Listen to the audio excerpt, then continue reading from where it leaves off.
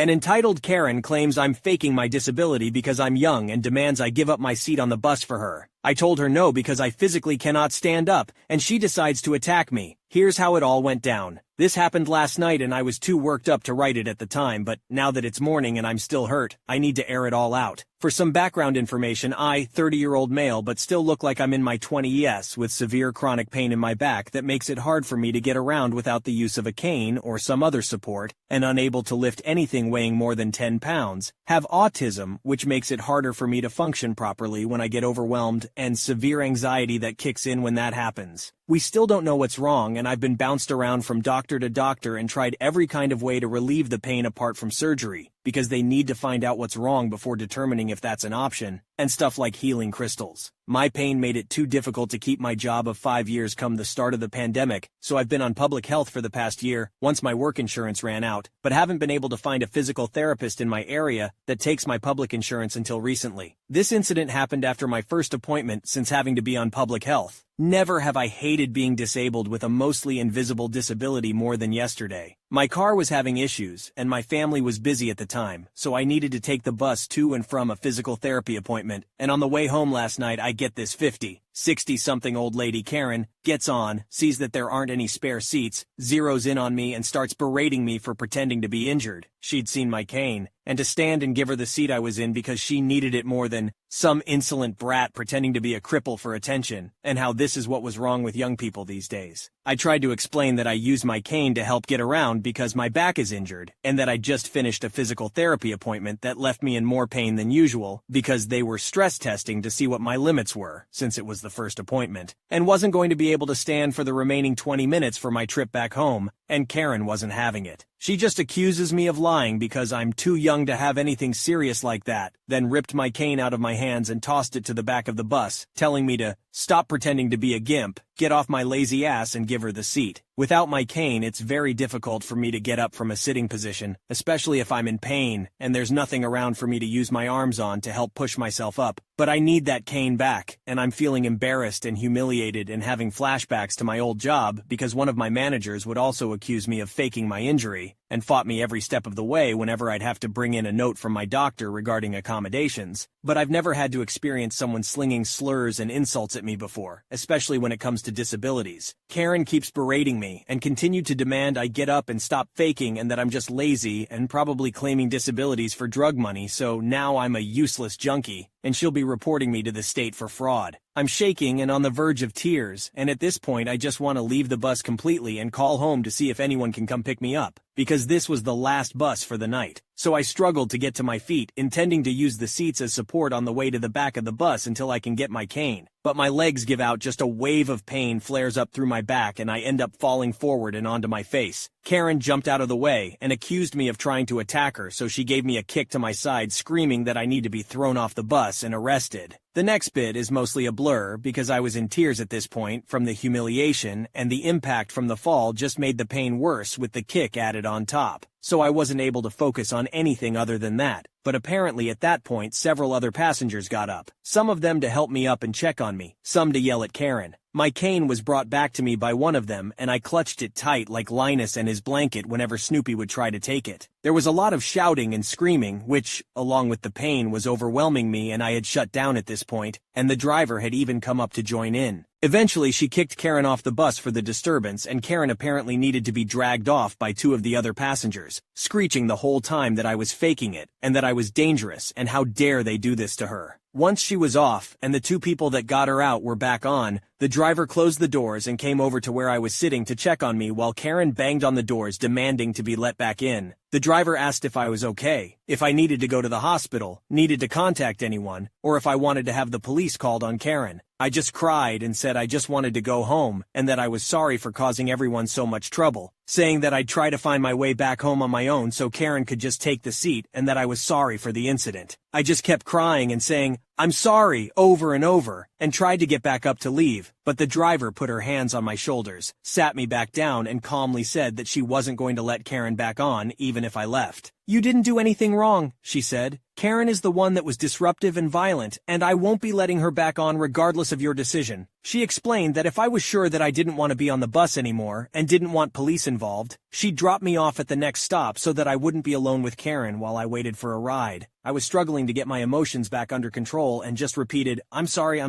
and I want to go home," over and over, and she eventually nodded and went back to her spot up front and drove off. The whole time this was happening, Karen was still hammering the doors and trying to yank them back open, screeching like a banshee. I ended up staying on the bus until we reached the stop at my neighborhood and hobbled off the bus. The driver said something to me, but I don't know what it was, probably asking if I was okay to get home by myself now that I've had time to think on it, because I was in shutdown mode and just wanted to get home, curl up with my cats in bed and cry. I barely remember getting back home, and my cats could tell there was something wrong, so as soon as I was in my room, they hopped on me and started licking at the tears on my face. Onto my bed, with one curled up against my back and the other laying on my side, both purring and trying to comfort me while I curled into a ball and cried myself to sleep. It's now morning. Karen's kick hurt for sure, but there wasn't any bruising when I checked after I woke up, so luckily it looks like there wasn't any damage done, but I still feel hurt and humiliated over the whole incident. I already hate that my disability prevents me from being able to do a lot of things, and how hard the struggle to try to not only find out what's wrong with me is, but also how hard it's been trying to get back to normal,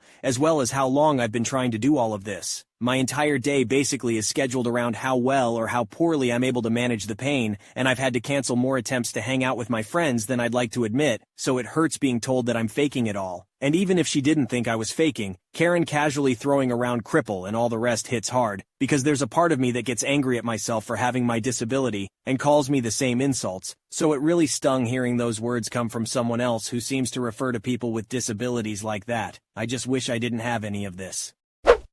I'm so sorry you had to go through that. I can't even imagine how awful it must have been. And I'm sure there were a lot of times when you just wanted to get off the bus and just walk home. I think it's really brave of you for staying on the bus for as long as you did, because I know if I was in your situation, I would have gotten off at the first stop and probably never taken the bus again. I don't think she deserves another chance with you or anyone else. She clearly has issues that she needs to work out before she's able to act like an adult. It sounds like her friend tried telling her that what she was doing was wrong, but she didn't listen to her friend's advice either. If this happened to me, I'd definitely want to press charges against her for assault. Am I the jerk for telling my friend to stop using her disability as an excuse? I know the question seems bad, but hear me out. I, a female, have been friends with Jay since we were in high school, and she has always been chronically late. Starting once we were in university, Jay would arrive up to an hour after the agreed start time, and nothing anyone would say could change that. Ultimately, our friend group started giving her an earlier start time, which seemed to solve the problem until she found out that we were manipulating and lying to her. Since then, we tell her the correct time and just start without her. Unfortunately, Jay had a terrible car accident a few years ago and was left completely paralyzed from the waist down. After the accident, our friend group would mostly organize to hang out at Jay's house to try and make it easier for her. But then, in-person hangouts stopped when everything shut down. Since we have been allowed to go back out, our friend group has gone back to doing things outside the house, and Jay's time management is worse than ever. Our most recent group activity was to go see a movie at a set time, and Jay only arrived half an hour after the movie ended. She was also quite upset at us that we had not waited for a later showing so we could see it with her. Whenever anyone gets frustrated that Jay is late, she will tell them to be more accommodating since she now has to also manage a disability. I recently organized for Jay and I to meet up for a cup of coffee, just the two of us. After I had waited 4 hours, I had to leave to go collect my children from school. I phoned her from the car and was quite upset that she had disrespected my time like that, especially since she had texted me an hour after the meetup time telling me that she was on her way. I told her that if she had no intention of coming, she should have told me that from the start, rather than telling me that she was en route. After my phone call with Jay, another friend reached out and said that Jay had actually had an emergency, which is why she never made it to coffee. Jay did not tell me this herself, but is now questioning our friendship due to my lack of sensitivity. It is terrible news that Jay had had an emergency, but this was not the first time she has been incredibly late, and her tardiness has become much worse now that she also needs to manage her disability as well. Ultimately, in a fit of frustration, I told Jay that she needs to get over herself and stop using her disability, as terrible as the accident was, as an excuse for something she has always done. I probably should not have been so rude when I told her that, but she is now no longer talking to me, and I feel awful. A day later, the OP posted an update to their story. After reading everyone's comments, I decided to give Jay a call to try and bury the hatchet. She is a very old friend after all, and I never intended on hurting her feelings. I also thought it would be a good opportunity for me to explain why I snapped. When Jay answered the phone, she initially apologized for not showing up but said that it is to be expected since she is now in a wheelchair. I told her that I was very sorry for making an off-the-cuff remark about her disability, but my issue is that she has been tardy for years, but I feel like it is the worst it has ever been. I said that I feel like my time is disrespected, and that I have other things to do rather than sitting in a coffee shop waiting for someone who said that they are coming but never shows up. It was then that Jay told me about her emergency. She noticed as she was leaving the house that she only had a couple of days' worth of cat food, rather than a week's worth, which is what she likes to have on hand. Rather than going to the coffee shop, she went to the pet store, and it was there she had run into another friend, the same friend who told me about the emergency. They ended up having coffee together down the road from where I was waiting. To say I was hurt is an understatement. I told Jay that not having a week's worth of cat food is not an emergency, and she was incredibly rude to go to coffee with someone else when she knew I was waiting for her. She said that she meant to text me, but it had slipped her mind. When I asked why she did not just bring the other friend to the coffee shop I was waiting in, she said that it was easier to stay where they were because it is exhausting to move in her wheelchair from place to place. For now, I am taking a break from Jay. I am so frustrated that she does not understand why I am upset, and I feel like she has very little regard for me or my time. I personally don't think you should try to make up with Jay. She doesn't seem like a very nice person, and I don't know why you want to be friends with her. If she was able to make plans and not show up, then that's a big red flag. You're right, your time is valuable, and you shouldn't have to wait around for people who can't keep their word. Maybe it would be best if you just let this go and move on from this friendship. A Karen mom thinks our fresh milk at our farm is too expensive, freaks out, and then wants to buy our cow instead. Little does she know our little calf is actually male. Here's what happened. So, for a little bit of background, my grandma works on a medium-sized dairy farm as kind of a manager, and I am an 18-year-old who helps her out from time to time. We have a thing called milk filling station. It's basically a vending machine where you can buy fresh milk from us, and it's €1 per liter. We're located on a hill a little outside a small village and surrounded by meadows and forests, so we do get some hikers or families on a nice walk from time to time, especially on the weekends, and they usually look at the calves and buy some milk. One shift here usually includes 4 people. Everyone has different jobs to fulfill, so most of the time you're alone just doing your tasks, and my job is essential for the milking process as it includes bringing the cows to the milking station and back to their herds. And now on to the actual story. As I've mentioned, I'm alone most of the time, just doing my thing, running around inside the farm. It's a restricted area. We have signs up since it can be quite dangerous, but the gates are open to make work easier and for ventilation, so theoretically everyone could walk in. Still, I was kinda surprised when I, in the midst of literally shoveling cow shit, were met with a rather annoyed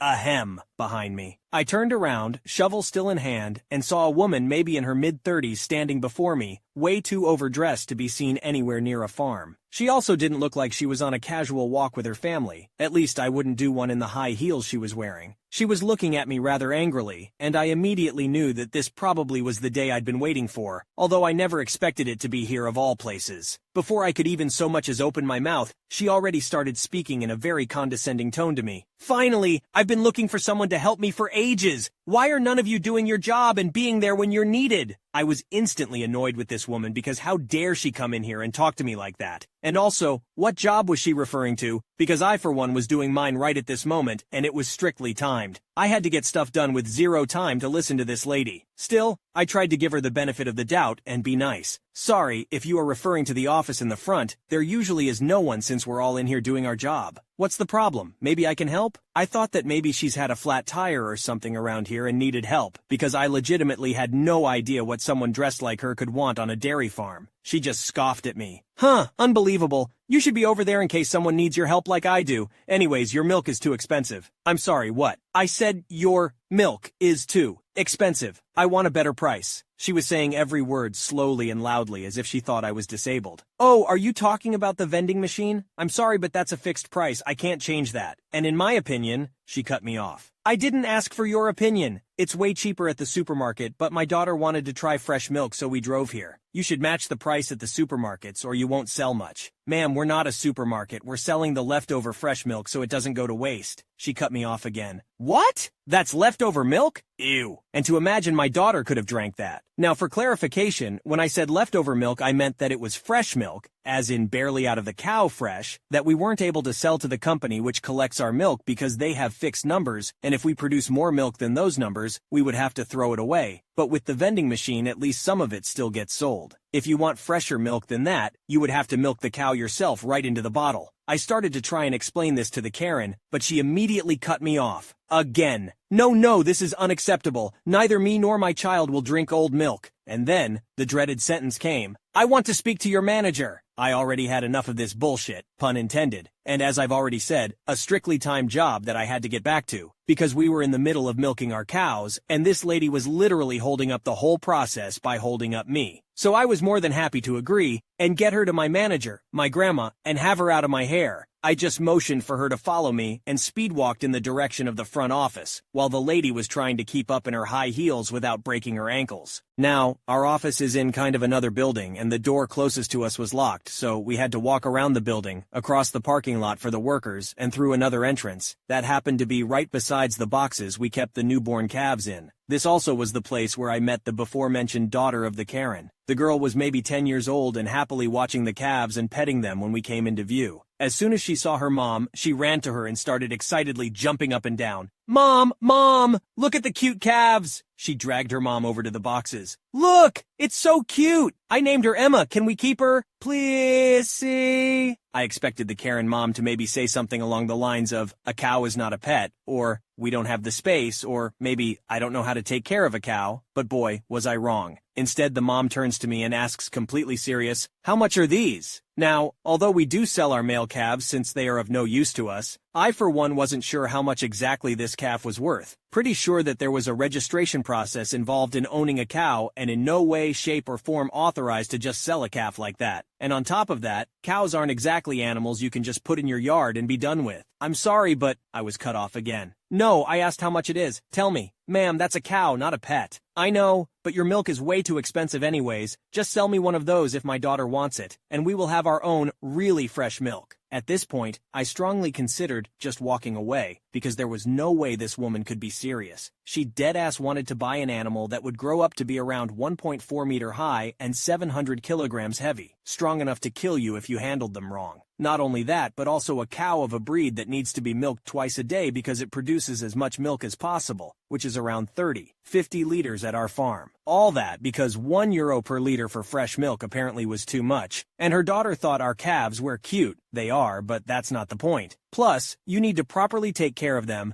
feed them right, and just getting a calf won't give you instant milk. She has to grow up, get pregnant, give birth, etc. All around this, Karen would have to wait for another 24 to 28 months until her calf starts giving milk, and then repeat the process every year, so she would have new calves to take care of every year just to keep her one cow running, so to speak. Instead of telling her directly how stupid, time and money consuming this idea is, I decided to try and take the diplomatic way. Ma'am, I understand, but it's not that easy. I'm afraid I'm not able. Then get me something who's able. I wanted to speak to your manager anyways. Why do you have to be such an incompetent worker? How old are you? 15? Children shouldn't talk back to adults. That's where I've had it. And so I just blurted out the best thing I could think of at the time. Me. I am an adult, and you should stop talking to me like that. I am not obligated to help you, and in fact, we could sue you for trespassing on private property. How dare you threaten me? Young lady, that is no way to talk to a person older than you. Learn some respect. I demand to speak to your manager. I will get you fired for this. As if she was called, my grandma stepped out of the building right at that moment, probably because she heard the commotion. What's going on here? Oh good. Are you the manager of this place? GM.